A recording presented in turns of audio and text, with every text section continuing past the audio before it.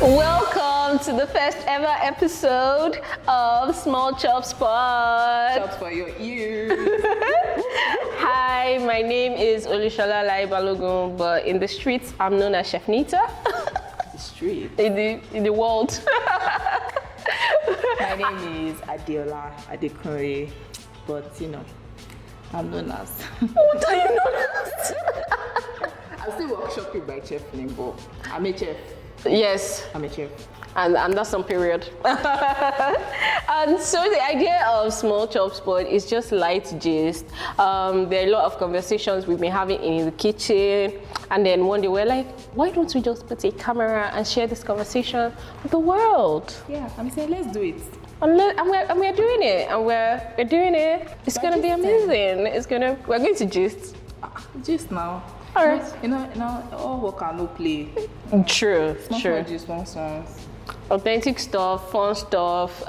We can't do this without you, so it will be really nice to see your comments, to see your shares, to see your repost, you know, all the good things. Relatable stuff too, actually. Yeah. I'm not every time play, we'll talk about some, serious things too, so. Are we? Sometimes we'll get down to business. Yeah. This chef lifestyle thing. I'm still learning.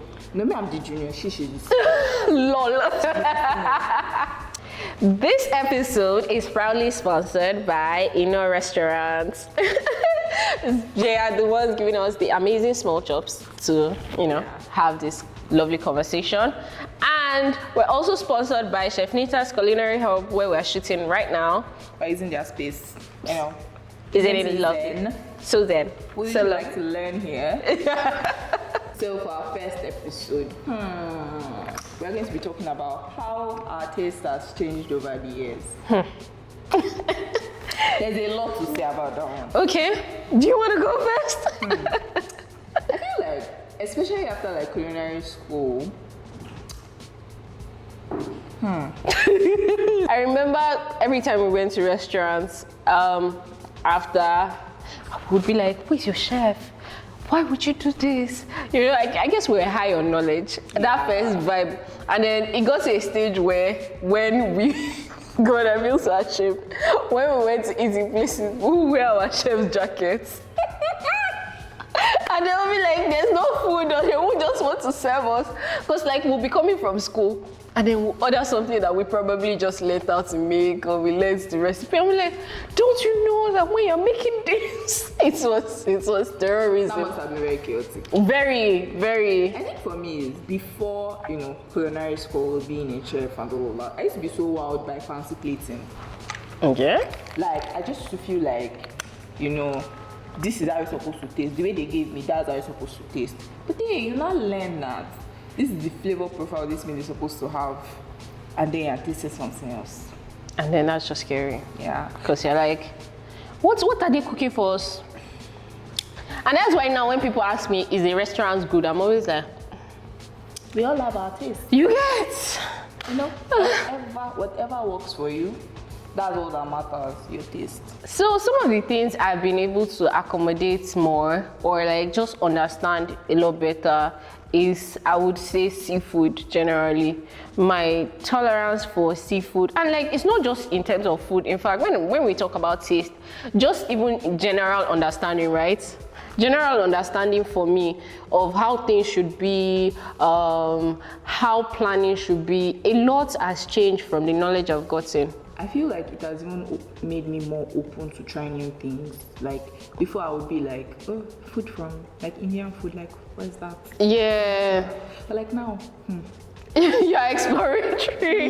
You want to try everything. You have to pull me away from that cuisine. For real? Me, I don't like to. So the thing is, I know it's a bit bad, because even me, when I make certain food, I'm trying to be true to their culture. I'm trying to be true to their recipes. But if I see maybe an Indian person in the kitchen, I'm more inclined to try their food, because I believe that they should. And that's not to say that maybe Nigerian chefs cannot do that. It's just that I would feel like it would be more authentic. And because I'm always going after what flavors are authentic, to learn how to kind of like adjust my recipe. Whenever I meet people from other countries, that's the first thing I do. I ask them, oh, what spices do you use? Even in Nigeria, because you want to learn, you want to keep evolving. Once you get the knowledge of how to build flavors, for me, I think that your mind can do wonders. True. I do. Another thing is vocabulary. Vocabulary. You know this thing, like, you know, prepping. Miss M plus. What are you living this for? You know, before when people mention that word, I used to be like, oh, so fancy. You know, they play this Catholic choir. I used to be like, wow, that's how it used to blow my head. But now that I now know it, I'm like, that's just step one, no? That's step one. Like, pronunciations, vocabulary, and all of that. And the word now, chef. You know, chef. What's chef? Is chef part of it? I've not heard chef. Well, in Yoruba people, but most of them say, is it chef? They say, well, chef, sha. I've heard. Chef. They say, I can't even, please, guys. So now I struggle with the right pronunciation. Like, no, don't say this in your thing. It's chef. Chef is a French word, so it's chef. But yeah, I get how like. So and another thing I feel like people need to give each other grace for is like, it's not our language. It is French, literally. It means. Bonjour. No, it means. Let me just say. It is French, literally. It means chief, right? So, I mean, the chef is the chief in the kitchen. That's what it means. So, power. So let's be kinder to each other. But I get it when you're coming out feeling all decorated and you can't pronounce the word that you call yourself. And that's why some people run away from even using the word at all. I get that. I get that. Especially for people that have Yoruba accents, it's kind of like, it gets in the way. The day I realized I have that H factor. What are you doing? What are you doing about it? I'm working on it, you know. By the grace of God. Yes, we will get there. We're moving to the permanent site. But I mean, talking about like food tastes, would you say like there's anything that you have eaten somewhere now that you're like, have you called out anybody like on their cooking? Like, have you been like, no, I need to have this conversation with you. This food, bad girl. I don't think I've gotten there yet, but obviously I have notes.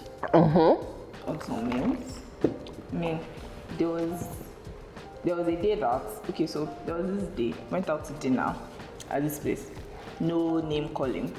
And I think I had their jollof and my husband had their spag. So we couldn't finish our meals. But I felt like this jollof was missing something. I don't know what it was. Then it was like, this spaghetti has too much of something. Doesn't know what it is. So you know how you can get them to pack your leftovers. So we got home, and I think the next day we warmed it together. So instead of like, you know, warming it separately, we just warmed it together. This food tasted better together than it did separately. Oh my God. I think no, it's criminal. We need to first address the fact that you mix jollof rice and spaghetti together. Maybe that's what they meant. Maybe that's what. You're blaming them for your crimes. No, I'm trying to explain. That's maybe they use too much of one thing in one dish and too much of the other. Maybe they were meant to go. You know, one of the things I am very shocked that I have tried over the years is this raw fish dish.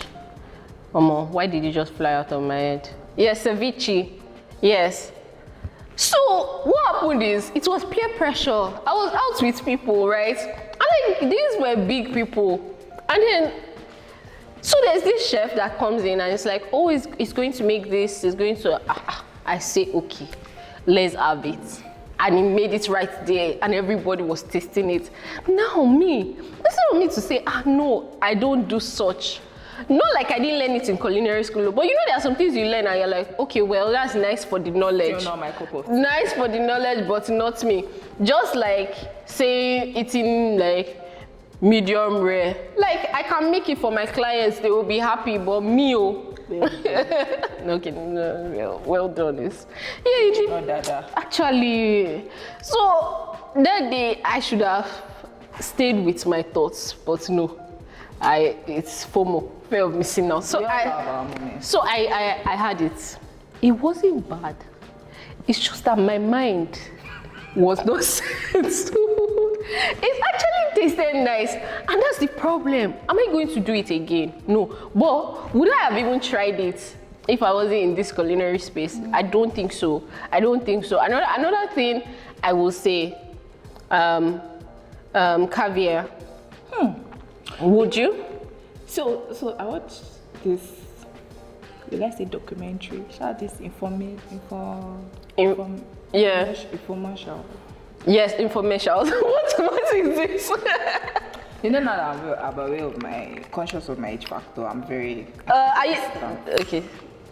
I don't think you should be cautious. This podcast is a long way to go. I think that there's a lot happening. I'll put it behind me. They are just going to have to forgive you. I'm confident. Oh my God! What? I'm tired of this podcast, and it's the first episode. Anyway. So, you know how when you're ordering food in a restaurant, and then it's like they put this, they put that, and you're like, you don't really want to.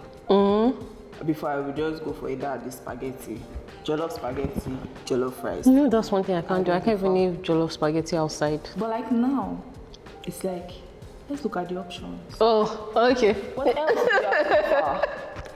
And so I'm like now trying new things that I never would have imagined. Okay. But what's your safest food to eat? Please don't say jollof rice and spaghetti. Like right now, what's your safest thing to order on a menu? Something else apart from jollof rice and spaghetti. Should I tell you my own? You're still seeing jollof rice? Should I tell you my own? Mashed potatoes.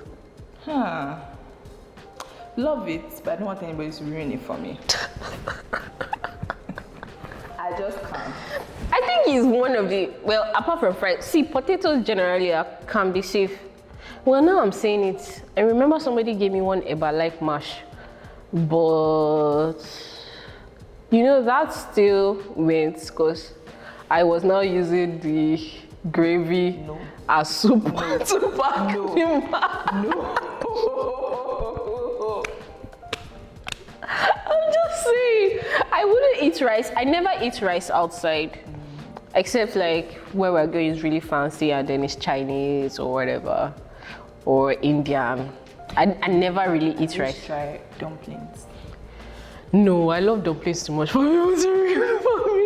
I've had really bad dumplings. Yes, because you're trying it. Don't try it. We want to really know your thoughts. We want to know if you're like us and you have tried, what have you experimented? What are you taking more risk food-wise? Or are you... that food that you thought you'd never have, but now... Yes, like, what is it? You should leave it in the comments for us. Let us know. About the caviar thing, it's fish eggs. I don't like fish egg, so I don't know. Yeah, but like, wouldn't you try it based on peer pressure? No. So if I was doing like a 7-course dinner and there was caviar, I'll eat 6-course dinner. Even from me? 6-course dinner with love. Anyways, we have to wrap up now. Thank you for watching our show. Thank you for watching this podcast.